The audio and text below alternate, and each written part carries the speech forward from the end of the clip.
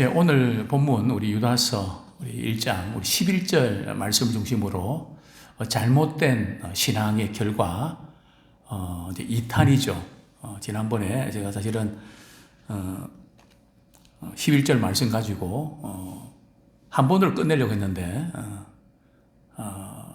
좀 더 이렇게 깊이 다뤄야 되겠다 해서 이제 지난주에는 어떤 길요? 가인의 길. 잘못된 신학길을 갔던 세 사람이 나오는데 첫 번째가 가인의 길이고 오늘 두 번째가 발람의 어그러진 길, 불의의 싹스 자랑하다가 말이죠. 이 발람의 어그러진 길. 세 번째 인물은 고라의 폐역. 그러니까 고라의 폐역은 권위에 대해서 대항했던, 그죠? 그리고 가인은 애국 사람들처럼 이렇게 불신앙에 대한 모형이죠. 그리고 오늘 본문에 나오는 발람은 물질에 좀 눈이 어둡고 결국은 다른 사람을 이제 타락을 시키는 이런 전형적인 그런 사람을 이렇게 우리에게 보여주고 있는데요. 자, 먼저 우리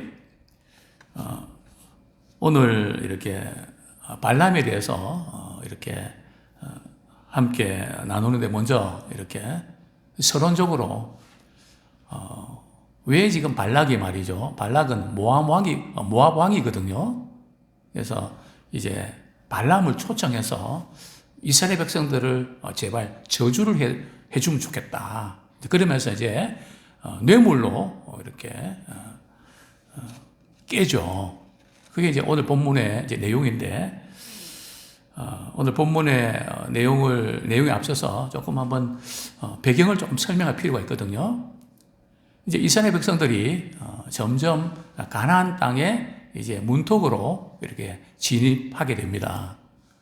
오늘 본문의 이 사건은 무엇을 다루고 있는가 하면 우리 민수기 우리 22장에 우리 한번 보겠습니다. 민수기 22장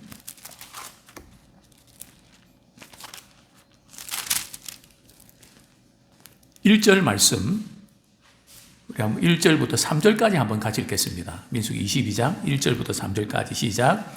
이스라엘 자손이 또 길을 떠나 모압 평지에 진을 쳤으니 요단 건너편 곧 여리고 맞은편이더라. 십볼의 아들 발락이 이스라엘이 아모리인에게 행한 모든 일을 보았으므로 모압이 심히 두려워하였으니 이스라엘 백성이 많음으로 말미암아 모압이 이스라엘 자손 때문에 번민하더라. 이제 이스라엘 백성이 이제 모압 평지에다가 진을 쳤습니다. 이제 요단강만 건너면 이제 여리고성을 정복할 수 있거든요. 이 가장 중요한 이 시점에서 모압 왕 발락이 말이죠. 이스라엘 백성에 대한 소식을 듣고 벌써 모압 평지에 진을 쳤다는 것은 이제 그 다음 공격 목표가 모압이라고 생각을 했던 거죠. 그런데 문제는 말이죠. 그 이전에 그 가나안에 아주 거인족이라고 불리는 그런 나라가 있었거든요. 그 나라가 어떤 나라가 하면 아모리 왕의 시온입니다. 이스라엘 백성들이 이제 정탐꾼 보낸 사건 나오지 않습니까? 그들은 엄청 키도 크고 힘도 세고 우리는 메뚜기 같다. 바로 그 종족이 누군가 하면 아모리 종족이거든요. 특별히 가나안 가운데도 거인족 하면 아모리하고 시온, 그들은 거인 족속들입니다. 그래서 이제 이스라엘 백성들이 참 이제 심히 두려워했었죠. 결국은 출애굽 1세대 가운데 이제 여호수아 갈렙을 제외하고는 광야에서 다 죽고 말지 않습니까? 자, 그런데 이제 지금 이 소식을 듣고 모압 왕이 굉장히 두려웠습니다. 뿐만 아니라 이 바산에 말이죠. 이렇게 옥이라고 하는 왕이 있었거든요. 이 나라도 막강한 나라입니다. 근데 어이없게도 말이죠. 아모리와 이 바산이 이스라엘 백성들에게 대패했다는 소식을 이제 듣는 순간에 그냥 이제 모든 것이 끝났다. 근데 모압하고는 생각했던 거죠. 그래서 오늘 본문에 보면 심히 두려워했다. 근데 뭐 때문에 두려운가 하면은 이스라엘 이제 그 백성들 보니까 말이죠. 얼마나 이렇게 숫자가 많은 것처럼 보이는지 우리 4절 말씀 우리 같이 한번 읽겠습니다. 미디안 장로들에게 이르되 이제 이 무리가 소가 밭에 풀을 뜯어먹은 같이 우리 사방에 있는 것을 다 뜯어먹이로다 하니 그때 십볼의 아들 발락이 모압 왕이었더라. 그죠? 그냥 소가 그냥 밭에 들어가서 말이야 풀을 뜯어먹는 것처럼 우리 땅을 말이죠. 우리 나라를 초토화시킬 것 같은 두려움이 생긴 것이죠. 자, 근데 바로 이제 이 부분. 모압 왕이 말이죠. 발락이 영적인 무지에 빠져 있다는 거죠. 왜 그런가 하면 하나님께서 말이죠. 모세에게 이제 주변 국가들을 정복을 하는데 모압을 정복하라고 했을까요? 모압은 전쟁하지 말라 그랬을까요? 우리 성경을 이제 읽어 가실 때 이 부분을 염두에 두셔야 됩니다. 우리 신명기 2장 9절.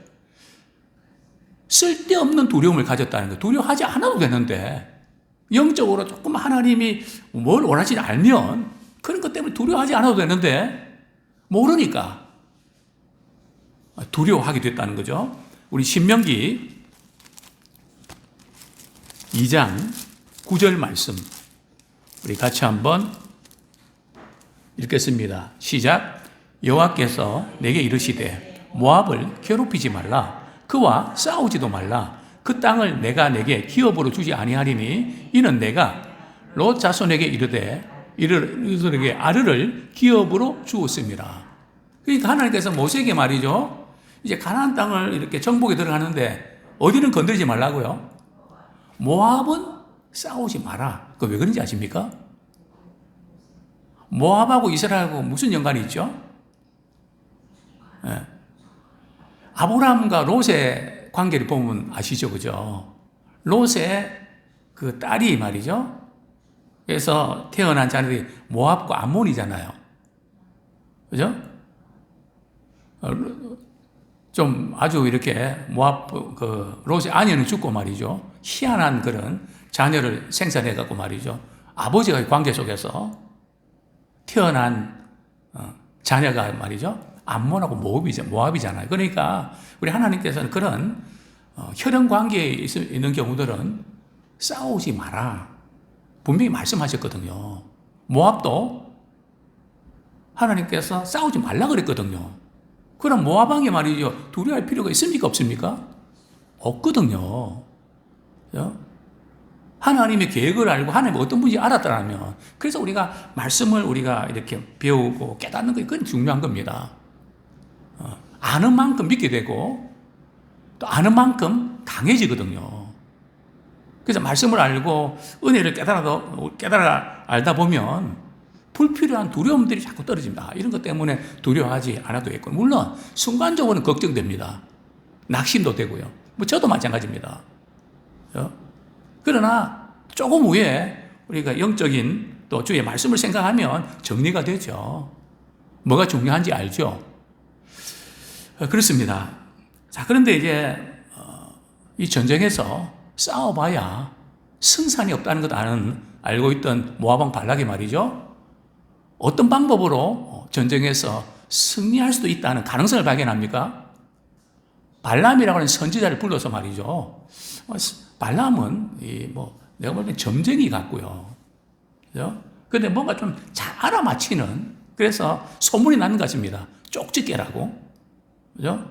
그러니까 당시에는 그 나라와 나라의 전쟁이 말이죠. 성전이라 그랬거든요. 신들과의 전쟁이다. 그래서 요즘 이렇게 미국하고 이라크하고 말이죠. 전쟁할 때 이것은 성전이다. 성전이라는 것은 교회 건물이라는 뜻이 아니고 거룩한 전쟁이라는 거죠. 거룩한 전쟁이 뭔가 하면 신들끼리 싸우는 전쟁이라는 거죠. 왜냐하면 이라크의 원조가 어디입니까? 바벨론이잖아요. 그죠? 그 한때 강대했던 그 바벨론과 말이죠. 이렇게 한번 싸우는, 근데 우리는 알라 신이 지켜줘서 말이죠. 이길 수 있다. 뭐 그러면서 성전을 선포하지 않습니까? 당시에 그랬습니다. 그래서 발람이 이스라엘을 저주하면 우리가 전쟁에서 승리할 수도 있겠다. 그래서 이제 발람을 이제 매수하는 거죠. 그런데 이 모압 왕 발락은 그래도 어쨌든 뭐 영적 상태를 볼 때 그래도 올라가면 믿음의 후손이잖아요. 그러면 이스라엘은 하나님이 선택하신 민족이잖아요. 축복받은 민족이잖아요. 그러니까 영적인 무지에 있으니까 불필요하게 전쟁을 하려고 그러고 걱정하고 두려워하는, 그리고 또 방법이 이제 잘못되어 있는, 참 이게 영적인 무지가 초래하는 대가는 참 큽니다. 제가 이제 발람을 다루기 전에 지금 이런 배경을 조금 설명해 드렸는데요. 자, 두 번째로 이제 불의의 싹을 사랑한 발람인데요. 우리 민수기 22장을 한번 펼쳐 놓으시죠. 몇 군데 찾아보겠습니다. 민수기 22장 6절 7절 한번 같이 읽겠습니다. 민수기 22장 6절 7절 시작. 우리보다 강하니 청하건대 와서 나를 위하여 이 백성을 저주하라. 내가 혹 그들을 쳐서 이겨 이 땅에서 몰아내리라. 그대가 복을 비는 자는 복을 받고 저주하는 자는 저주를 받을 줄을 내가 알미니라. 모압 장로들과 미디안 장로들이 손에 복채를 가지고 떠나 발람에게 이르러 발락의 말을 그에게 전하매.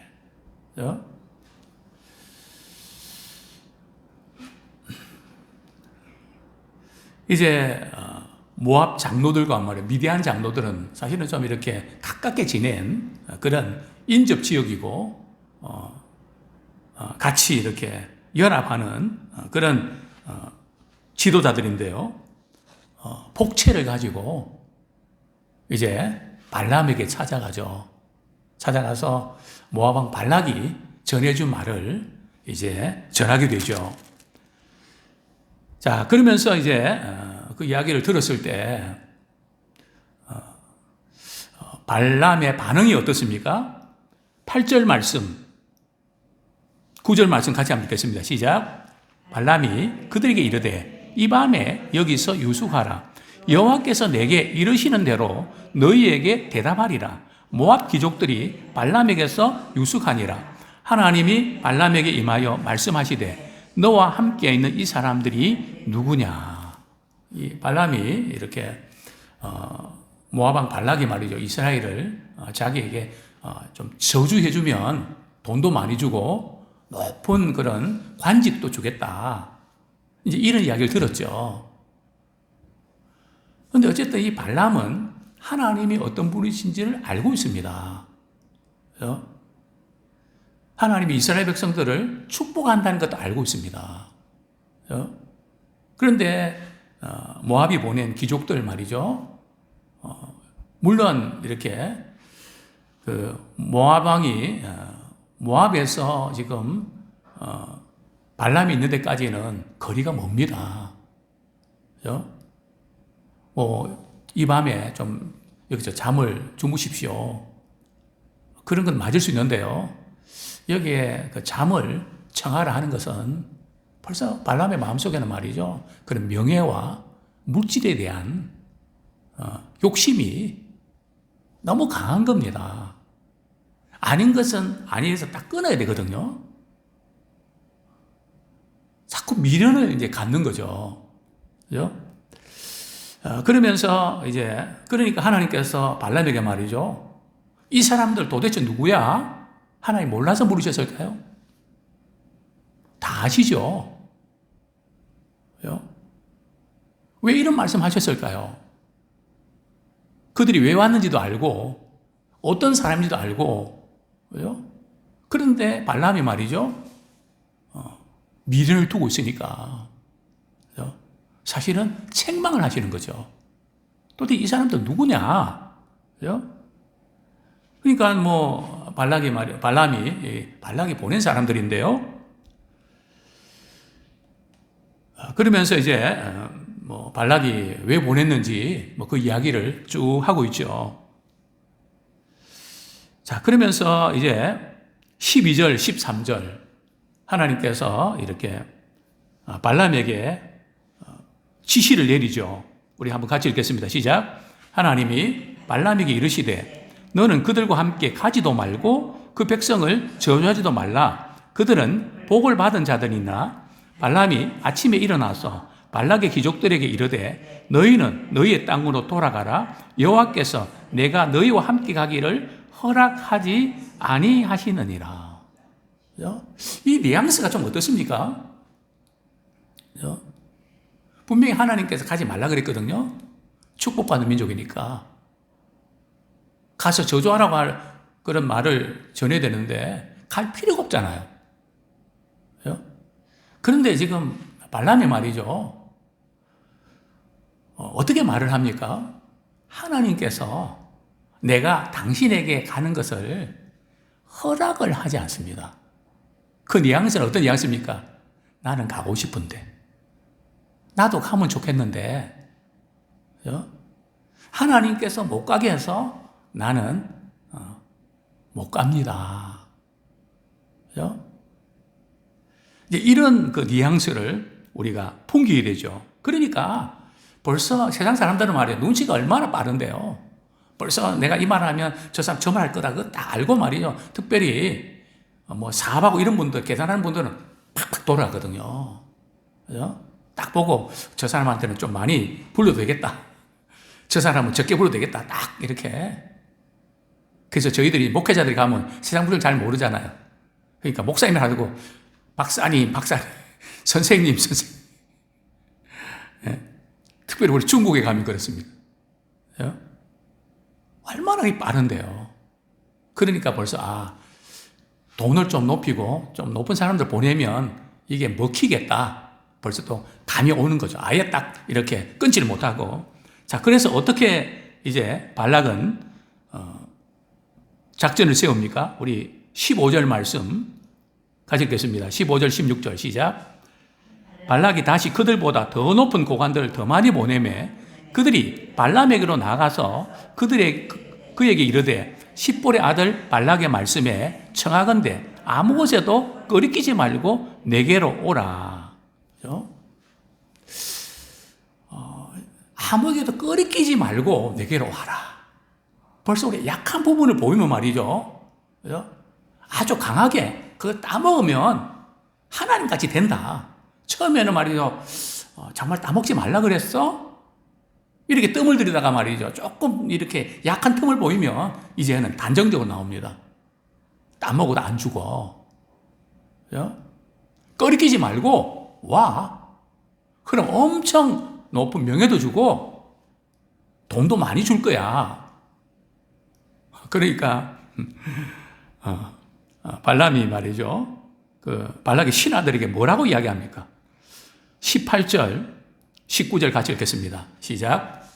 발람이 발락의 신하들에게 대답하여 이르되 발락이 그 집에 가득한 은금을 내게 줄지라도 내가 능히 여호와 내 하나님의 말씀을 어겨 덜하거나 더하지 못하겠노라. 그런즉 이제 너희도 이 밤에 여기서 유숙하라. 여호와께서 내게 무슨 말씀을 더하실는지 알아보리라. 우리 집에 말이죠. 은금을 가득 채워줄지라도 나는 하나님의 말씀을만 전해야 되지 덜하거나 덜할 수가 없다. 이게 무슨 뉘앙스입니까? 사람의 언어 속에서 말이죠. 하나님을 위하는 것 같지만 그 속에서 자신의 욕심이 묻어나 있는 다 줄지라도 말이죠. 나는 하나님 말씀만 전하겠다. 그러면서 발람이 말이죠. 그 더 높은 지위에 있는 발락의 신하들 오늘 밤 이렇게 유숙하고 그러면 내가 하나님께 한번 기도해 보겠다고. 그리고 알려주겠다고. 이미 답이 나와 있는데 왜 기도합니까? 분명히 하나님 말씀하셔서 안 된다고 했는데 왜 기도합니까? 그 기도는 하나님 허락을 받아내려고. 제가 여러 번 말씀드렸습니다. 우리 기도는 하나님이 기뻐하신 뜻을 발견하고 내 뜻을 바꿔서라도 그분의 뜻에 순종하는 것이 기도입니다. 그런데 많은 경우에 자신이 뜻을 정해놓고 우리 하나님께는 통보를 합니다. 왜냐하면 기도를 안 하면 불안하니까. 그래서 우리가 이런 말 하죠. 저도 기도할 만큼 했거든요. 그래서 결정을 내린 거라고요. 아니, 기도했는데 하나님께서 어떤 마음의 도전을 주셨나요? 그리고 물어보면 노 코멘트예요. 제가 40일 금식 기도했거든요.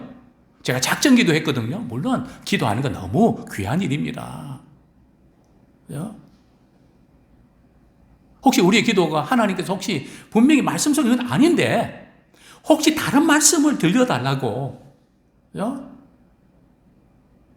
그것을 얻어내고 싶어서 하나님께서 혹시 다른 말씀을 더할 수 있지 않겠나. 그럴 때 하나님께서 뭐라고 말씀하십니까? 가라 그러시죠. 우리 하나님께서 마음을 아시거든요. 어차피 갈 거 허락을 하십니다. 그죠? 그래서 저는 이렇게 표현했습니다. 하나님의 허락이 때로는 저주가 된다. 그죠? 하나님이 허락해서 좋은 것 같은데 그게 결국은 나중에는 탈이 생긴다는 거죠. 어떤 때 하나님께서 금지했던 것이 그 순간은 아프고 힘들지만 그것이 복이 되기도 합니다. 그죠? 그분의 말씀에 반응할 때 하나님 허락 안 해주셨다고 결국은 이제 가라고 이야기하죠. 우리 시간 관계상 제가 말씀을 다 찾을 수 없는데요. 결국은 어떻게 됩니까? 발람이 가나요, 안 가나요? 갑니다. 가는데 대신 하나님께서 말씀하신 내가 너에게 말하는 것만 말해야지 쓸데없는 말하면 안 돼. 주의사항을 주고 보냅니다. 그 어떤 일이 벌어지죠? 한참 가는데 말이죠. 나귀가 자꾸 말이죠. 좁은 길로 가고 그냥 뭐 때려도 3번씩이나 때려도 말이죠. 뭐 더 이상 어디 갈 수 없는 그런 데로 가서 말이죠.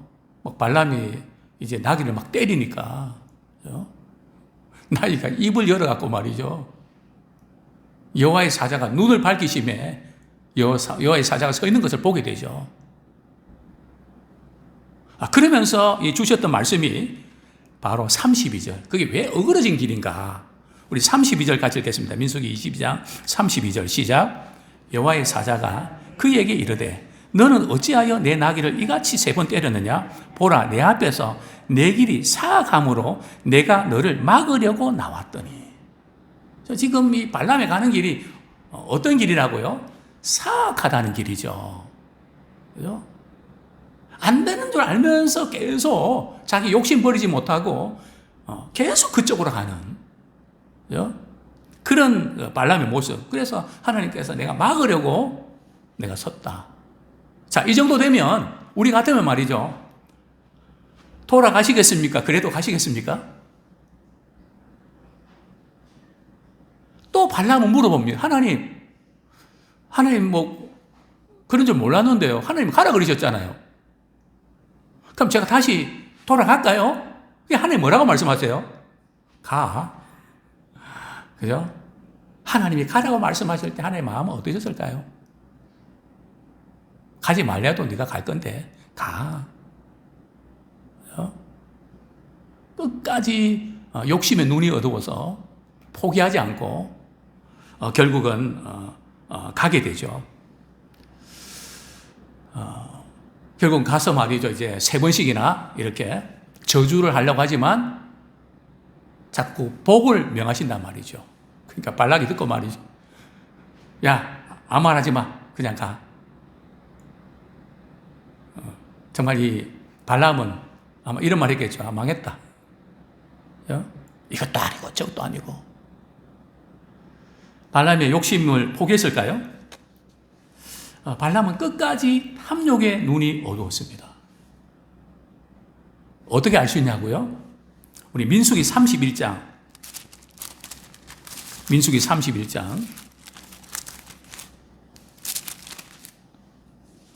16절 말씀 우리 같이 읽겠습니다. 민수기 31장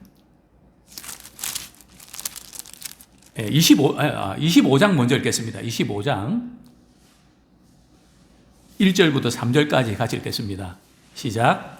이스라엘이 시딤에 머물러 있더니 그 백성이 모압 여자들과 음행하기를 시작하니라.